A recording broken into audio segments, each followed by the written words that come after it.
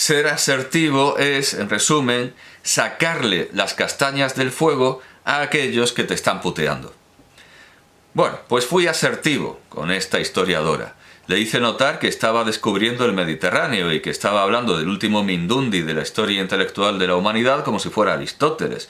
Pero le puse al alcance, a un solo movimiento digital, una obra tan rica sobre aquello que intentaba explicar como Un enemigo del pueblo. Pues bien, ¿cuál fue su respuesta? Siempre negativo, nunca positivo. Un admirable ejercicio de manipulación en el que por supuesto yo no pico. Mi comentario era asertivo. El de esta historiadora tan positiva era netamente negativo, exclusivamente negativo, y hacía juego con otros comentarios manipuladores o psicofánticos que le había observado antes. Por ejemplo, una vez escribió, la cito, en 1800 los gobernantes españoles temían el contagio de la revolución desde Francia, mientras que los gobernantes franceses temían el contagio de la fiebre amarilla desde España. Con el habitual propósito de mostrar a España, identificada en su imaginario con la derecha, como atrasada frente a Francia, de la que se mostraba una expedición médica para intentar cortar la epidemia, Francia identificada con el progresismo. Yo le contesté, que una expedición, por cierto, de la Universidad de Montpellier, yo le contesté que los gobernantes franceses habían suprimido esa universidad en 1793. Como todas las demás, por ser una institución feudal, gremial y católica, y porque no se tomó en serio a Marat como médico. Al año siguiente se dieron cuenta de que fue una pésima idea. Entonces sí que la reabrieron y por eso estaba abierta Montpellier antes que el resto de las universidades que seguían cerradas. Y le pregunté, cuando intentaba echar balones fuera, diciendo, es que Montpellier era muy importante. ¡Cállate! No estoy hablando de eso. Pues le pregunté entonces, ¿por qué no solo se reprocha... ¿Por qué? Sí, sobra un no, errata mía. ¿Por qué solo se reprocha a Felipe V y a Fernando VII haber cerrado universidades y no a los revolucionarios franceses? Sino que encima hay ese aire de los revolucionarios cuidando, los fascistas contagiando, que es lo que está en la estructura del primer comentario, ¿verdad? Los españoles contra las ideas, los franceses contra los gérmenes, contra los patógenos. Imagino que aquí cumple hacer una apostilla. Esa era, los sanitarios cuidando, los fascistas contagiando, esa era la consigna que llevaba una activista disfrazada de sanitaria, no lo era, en una carretera durante la pandemia para protestar porque los afiliados de Vox protestaban, a su vez, manifestándose sin salir de su coche. Respuesta de la historiadora, dolida en lo más íntimo porque se descubriera su ignorancia y, sobre todo, su malicia. Bueno, no sé qué le dolería más. Me dice, ¿los fascistas? ¿De qué estás hablando? Oh, no, ¿de qué estás hablando? Yo no... Estamos en España de 1800. Perdona, no me interesa este tipo de debate. Además, la malicia la niega. Vamos a ver la ignorancia. Además, el cierre de las universidades y la muerte de Lavoisier se ha reprochado a los revolucionarios franceses en numerosas ocasiones. ¿De qué estoy hablando? Claro. Porque ella no hace esas cosas, porque ella no ha escrito en numerosas ocasiones que hay que hacer historia combativa. Son sus palabras, hay que hacer historia combativa, no en el sentido en el que se entiende en la Cuba castrista, sino en el de entender la carrera de historia como una prolongación de la de ciencias políticas por otros medios. Porque ella hace estudios sobre feminismo, imperialismo y sociedad civil por amor a la ciencia. Y sin ningún tipo de motivación política, ¿verdad? La historia combativa y el presentismo son buenos cuando los hacen los buenos, y son malos cuando los hacen los malos. Como todo, si mañana nuestro querido líder Pedro se pone a fusilar en la plaza del pueblo, sacarán los sutiles matices para que no lo confundamos con otra cosa. Los famosos matices para decir, no es lo mismo comunismo que fascismo. Y veamos que, al fin y al cabo, pues lo que está haciendo nuestro querido líder Pedro es bueno. No todo el mundo está en condiciones de descubrir estas manipulaciones y sumirlas en el silencio. Yo lo hice al decirle, hablando de lo que según ella estábamos hablando, que a mí no me interesa ese tipo de comparaciones activistas para demostrar cosas fuera de la historia. Los franceses curando, los españoles contagiando. Además, si comparamos bien, vemos que la Universidad francesa no sale del palo que le mete la revolución hasta 1808, mientras que la expedición Balmis sale en 1803. Soy, sin duda, una malísima persona por estropear las ilusiones de una persona positiva y feliz con la misma realidad que ella dice esgrimir. La inmensa mayoría de la sociedad, del público, sería de esta opinión, al igual que en Un enemigo del pueblo se considera que lo bueno es callarse, que las aguas son venenosas, tóxicas, y lo malo es denunciarlo. Lo normal es que nos quieran entretener con bonitas postales de Berchtesgaden y nos llamen cenizos, tóxicos y pesimistas si nos preguntamos dónde están los judíos. Otras postales, aquellas con negros linchados y ahorcados entre una turba de honrados y sonrientes ciudadanos norteamericanos, nos deberían recordar que en la mayoría de los momentos de la historia de la humanidad los valores éticos han estado invertidos por la masa social. El humorista, yo hasta hace muy poco pensaba que era mujer, Molk H., publicó en 2015 una viñeta titulada Aprende a identificar a las personas tóxicas, en la que una mujer con un gorro en forma de gatito y una camiseta que decía Be yourself, be happy, lanzaba proclamas como Tú eres especial y único, yo creo en ti. Puedes conseguir cualquier cosa que te propongas. Tú puedes ser feliz. Arriba esos ánimos. Si sonríes, la vida te sonríe. Mientras que en el suelo un hombre en posición fetal decía Odio a todo el mundo, todo va a salir mal. La mujer estaba etiquetada como persona tóxica y el hombre como persona normal. Al investigar sobre el uso de la metáfora de la toxicidad en psicología, he visto que, como en el caso del sociólogo turco esgrimido por la historiadora combativa, los universitarios se quedan con lo último que llega, en lugar de preocuparse por el origen de las ideas y de lo que éstas esconden.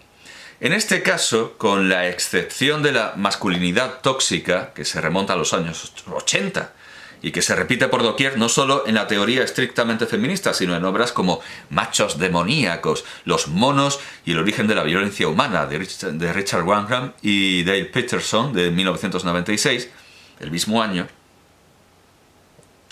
Quiero decir que esto no se ha olvidado, esto de la masculinidad tóxica no se ha olvidado, pero todos estos estudios van solapándose. Y veamos que en 1996, ese mismo año de Machos demoníacos, un libro de Marsha Lynn Wicker, creo. No, Wicker. Bueno, un libro de 1996 acuñó el concepto de líder tóxico. Pero antes de que en 2012 se diera el esperable, o sea, el natural, que no podía ser de otra manera, el lógico giro reaccionario y un artículo de ese año 2012 de Jonasson, Slomsky y Parteka cargara contra el machaca que no quiere comerse los marrones llamándolo empleado tóxico. Claro, evidentemente el empleado tóxico solapó e hizo olvidar al jefe tóxico. Eso no es lo que nos interesa, eso no es lo que interesa a las empresas que pagan los estudios. Lo que interesa no es que se carguen las tintas contra el jefe tóxico, sino contra el empleado tóxico. El que tiene la culpa es el empleado.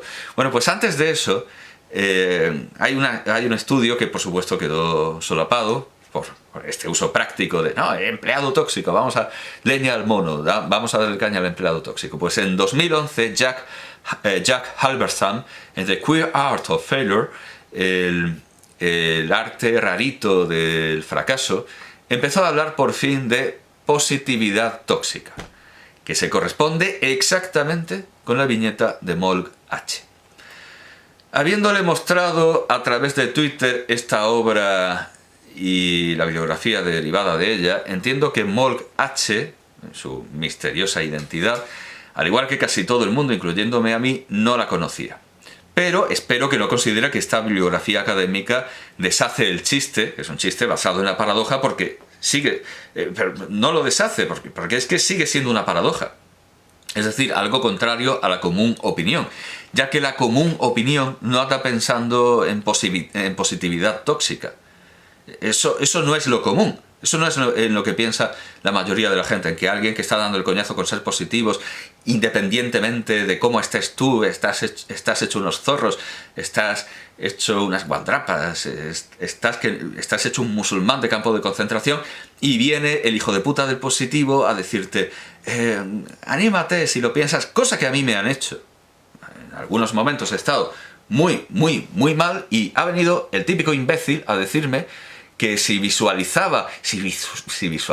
el ocurrirá, vete a zurrir mierdas con un látigo.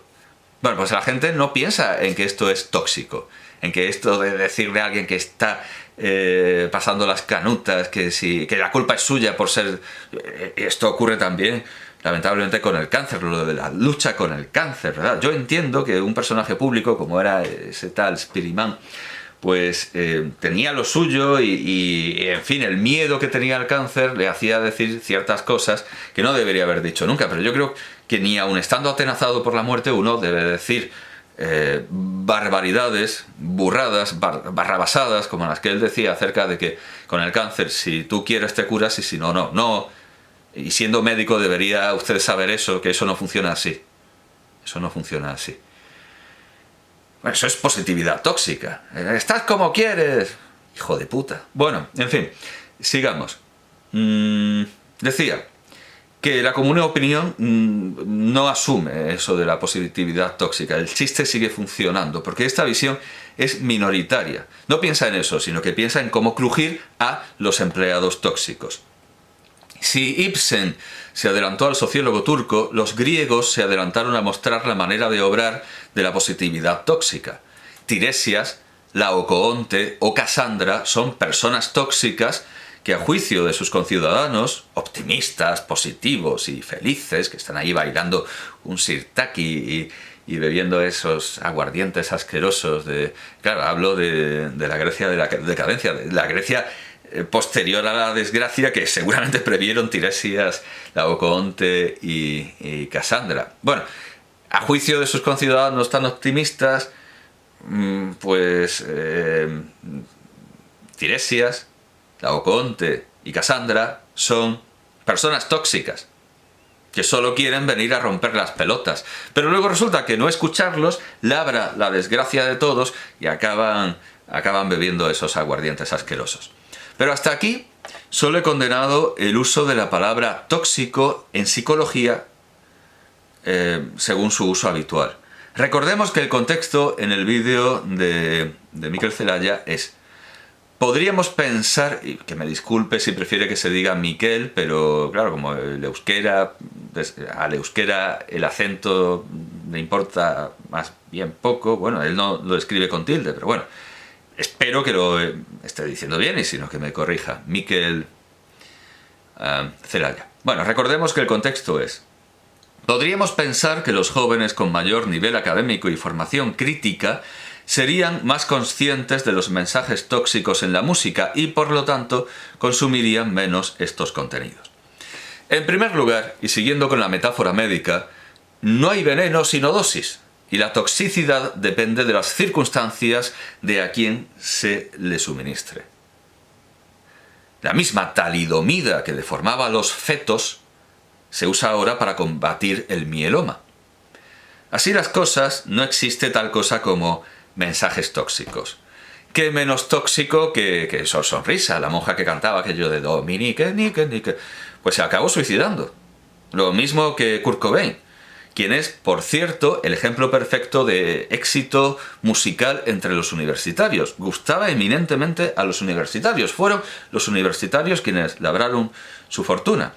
Y aquí conviene deshacer de una vez por todas un engaño.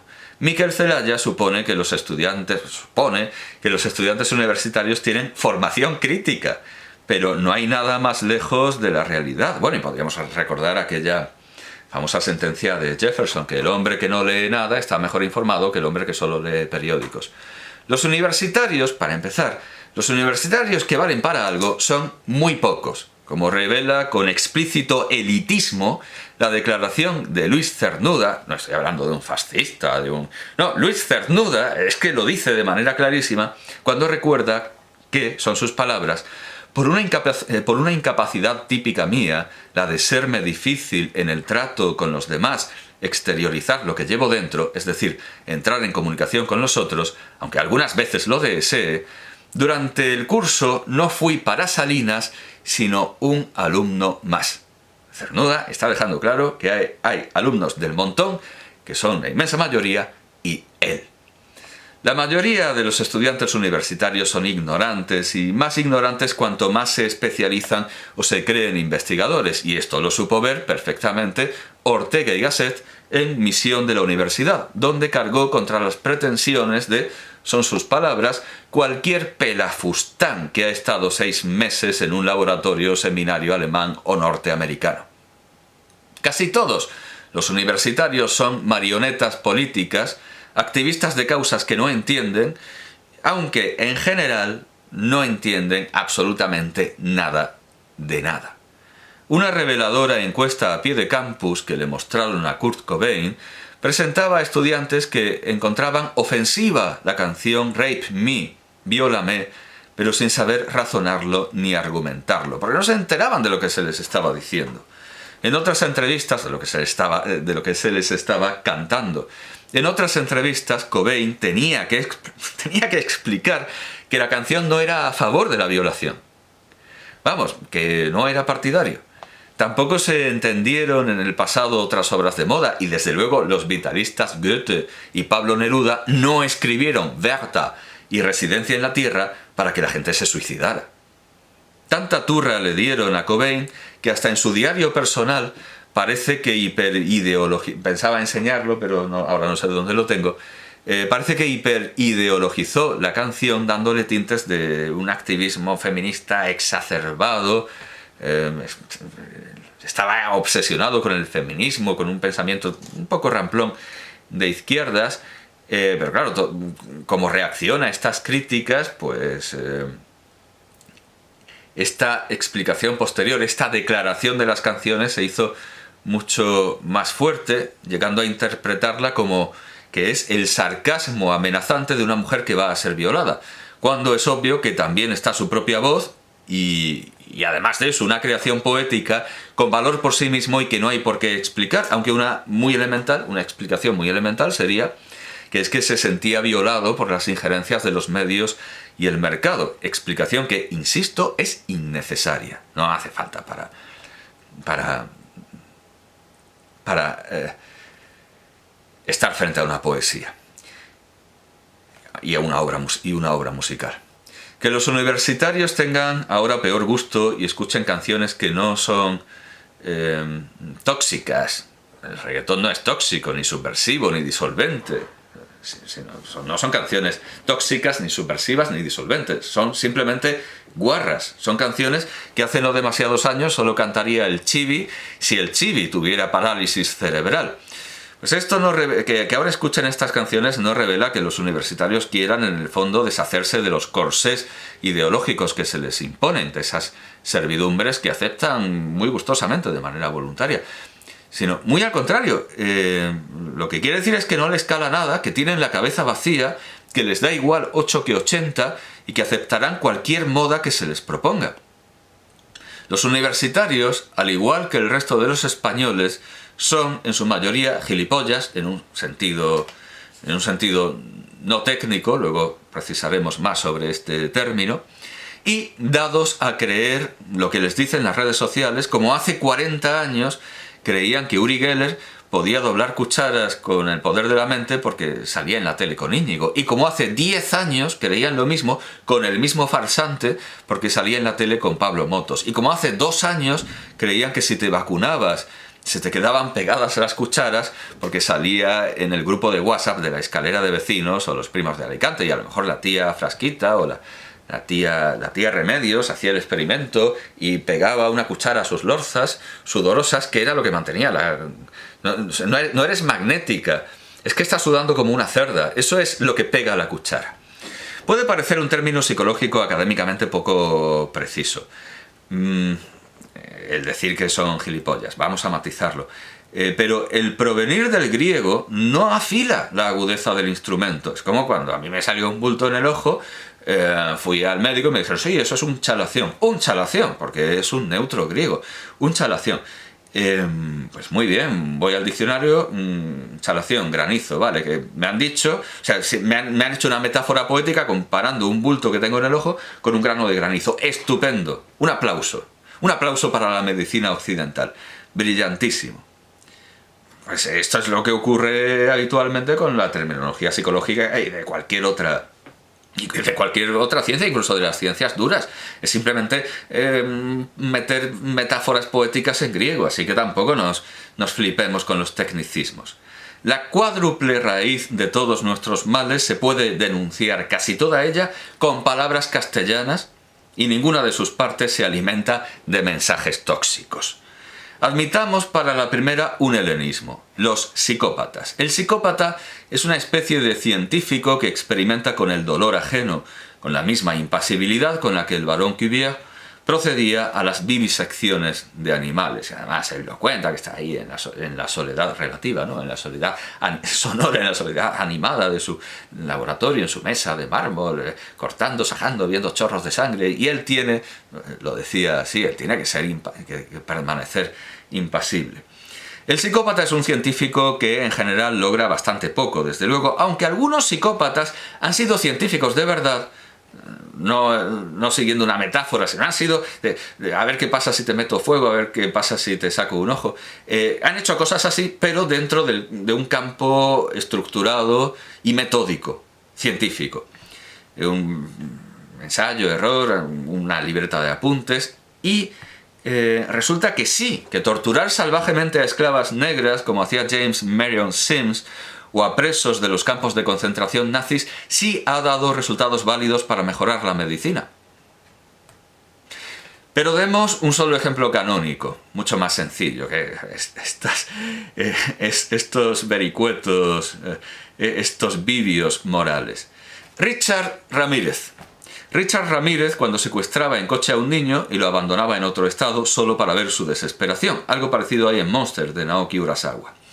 El psicópata como observador, es un magnífico ejemplo de el psicópata como observador y no objeto de sus experimentos,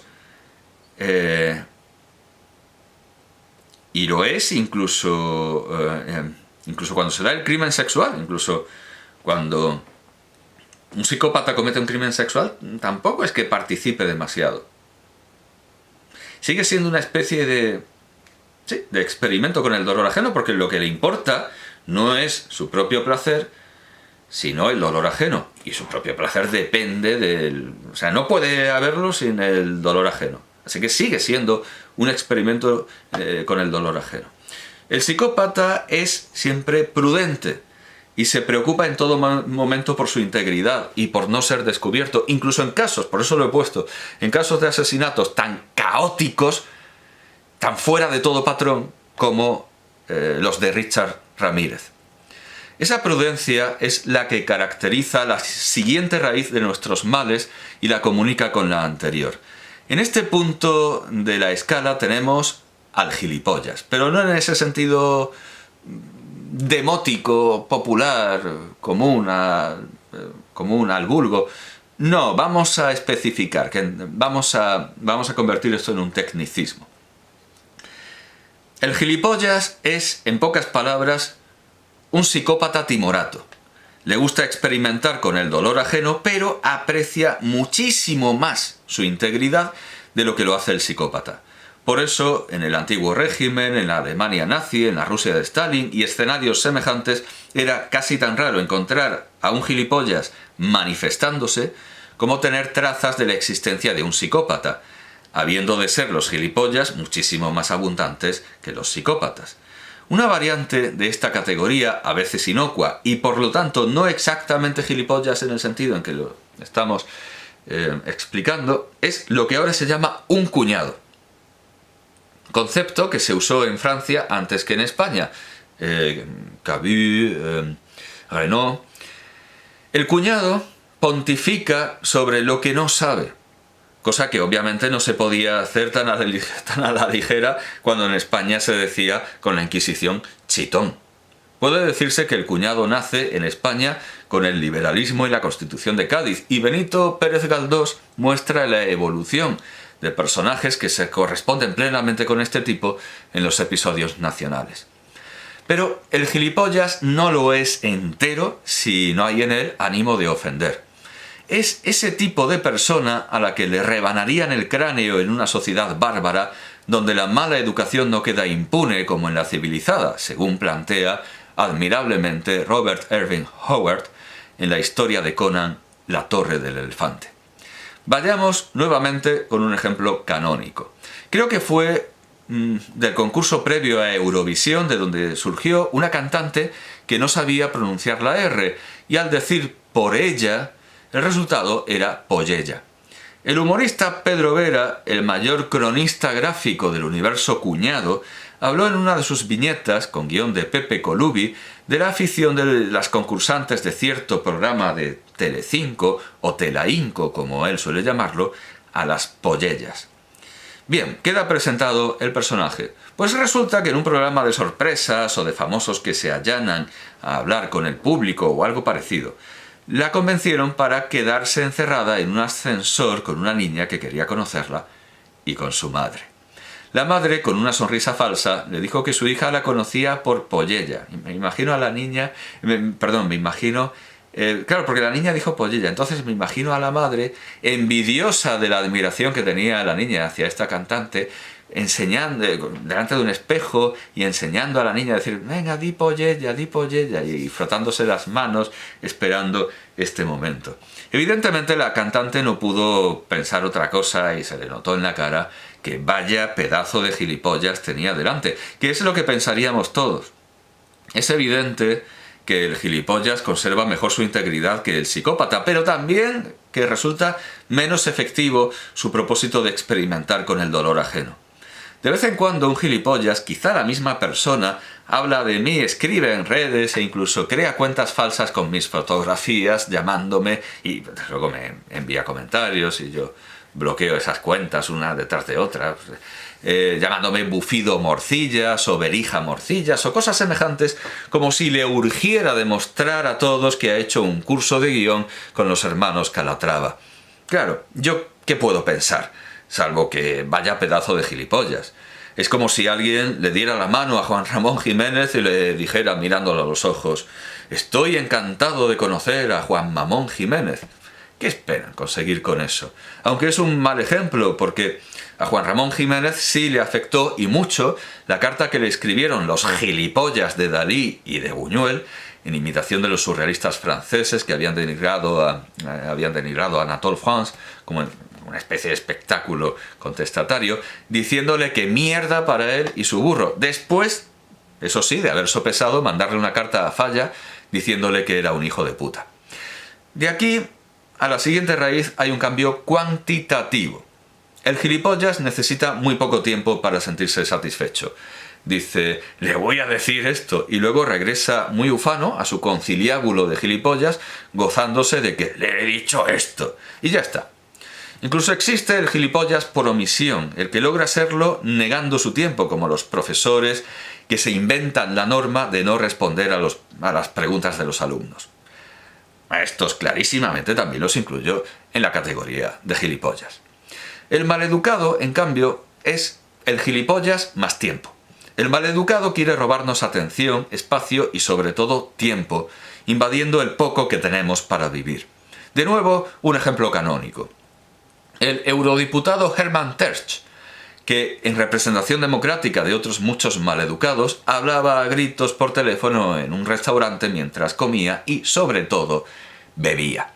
Este elemento es común a la última raíz de nuestros males, el pendenciero, que ciertamente muchas veces está enardecido por el alcohol o especialmente en España la aclimató, el Inca Garcilaso de la Vega aclimató la coca, pero hubo que esperar mucho a la moda al vigor y a la vigencia de la que hoy disfruta, pues evidentemente su principio activo, la cocaína. es el motor de gran parte de las pendencias de España. El pendenciero es el maleducado al que le gusta abusar de la buena educación de los demás para provocar un enfrentamiento